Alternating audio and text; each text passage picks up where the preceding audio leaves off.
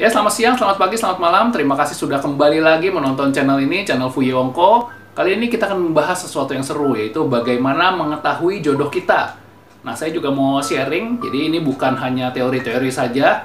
Sebelum sharingnya kalian dengarkan, coba dilihat yang satu ini. Ini adalah video proses catatan sipil dari pernikahan saya kemarin ya. Bisa dilihat baik-baik. Artinya, menurut Undang-Undang Nomor 1 Tahun 74 dan Peraturan Pemerintah Nomor 9 Tahun 75, Anda berdua telah tercatat secara resmi menjadi suami istri yang sah.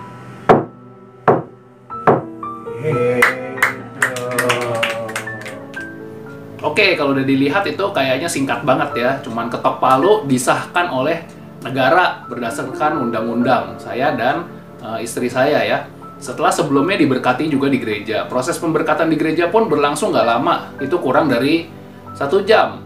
Tapi proses pencarian jodoh itu sendiri yang lama ya.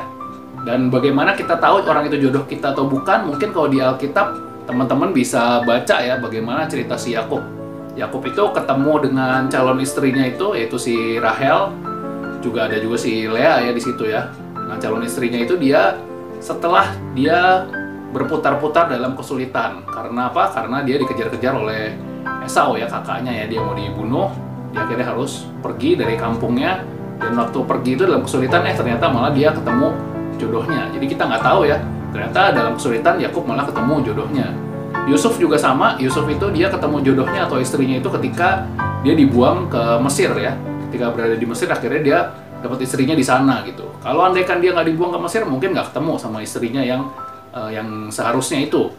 Kemudian ada juga tentang Ishak. Ishak itu jodohnya kan dicarikan oleh anak buah bapaknya, nyari sampai ke kampung halaman yang jauh dicari, dapatlah jodohnya si Ishak di situ yaitu Ribka. Itu ada prosesnya. Mungkin orang yang nyari itu tahu ya ada tanda dari Tuhan dan sebagainya, tapi Ishak sendiri kan dia nggak tahu kira-kira jodohnya nanti akan seperti apa gitu. Tiba-tiba dia dibawa perempuan yang nanti cocok sama dia. Jadi dalam Alkitab pun kelihatan dinamikanya macam-macam ya soal jodoh itu ya. Kita nggak tahu jodoh itu kapan datangnya, bisa di saat lagi senang, bisa di saat lagi sulit. Nah, untuk saya sendiri ketika menjalani ya dengan pacar yang kemudian jadi istri saya, itu memakan, ini saya sambil ketawa-ketawa karena orangnya dengerin di sana.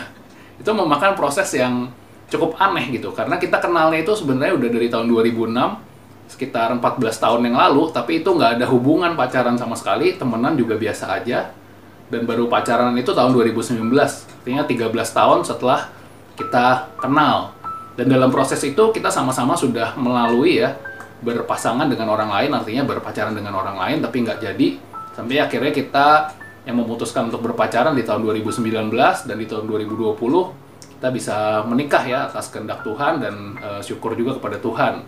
Nah, di situ kan saya jujur tidak tahu ya, awalnya tidak tahu ini apakah jodoh saya atau bukan, tapi yang jelas kita harus menjalani itu dengan baik. Ketika kita memang sudah ada orang yang kita kenal gitu, atau kita kesempatan mengenal orang itu ya dijalankan dengan sebaik-baiknya, kita berusaha mengenal dan sebagainya.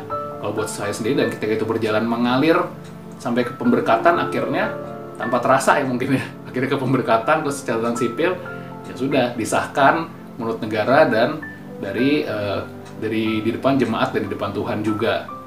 Itu juga saran saya ya untuk teman-teman yang masih berharap tentang jodoh, jangan putus asa, karena saya aja sampai 16 tahun itu ya berputar-putar akhirnya bertemu. Nah, teman-teman juga nggak perlu mungkin mencocok-cocokkan atau gimana ini siapa, tapi jalanin aja dan percaya bahwa Tuhan akan menyediakan yang terbaik. Entah waktunya cepat atau waktunya lambat, pasti Tuhan akan menyediakan pilihan yang terbaik buat kita. Termasuk apakah kita akan menikah atau tidak, itu juga ada kan di Alkitab ya. Itu Tuhan juga sudah menentukan. Sebagai manusia tentunya yang bisa kita lakukan adalah ya berusaha menjalani hidup sebaik mungkin. Dan satu lagi, tips dari saya, juga tips mungkin dari Alkitab, kita juga tahu ya manusia itu penuh dengan ketidaksempurnaan. Jadi ketika kita mengenal orang, including kurang-kurangnya juga kita harus bisa mengerti, harus bisa memahami. Kalau standar kita maunya yang sempurna terus, tentunya akan sangat sulit. Bisa aja kita ketemu orang yang perfect menurut kita, tapi di mata dia belum tentu kita perfect kan, belum tentu kita seperti yang diharapkan juga. Makanya kan sulit gitu kalau kita maunya yang persis atau yang cocok, yang benar-benar sesuai dengan kemauan kita 100% gitu, dengan standar yang kita tentukan. ya belum tentu itu yang dibutuhkan. Karena kan ketika kita menikah nanti, yang diperlukan adalah kita saling memahami kekurangan ya. Kalau kelebihan-kelebihan mah semua udah punya dan itu ya sudah disyukurin aja gitu. Tapi kekurangan itu yang harus belajar untuk diterima. Kalau memang pengen dapat jodoh yang baik atau berpasangan dengan baik tanpa merugikan satu sama lain. Oke, saya kira sekian saja. Sampai ketemu di video selanjutnya. Kalau suka, di subscribe, di like, di komen. Ditonton juga video-video yang lain. Oke, bye-bye.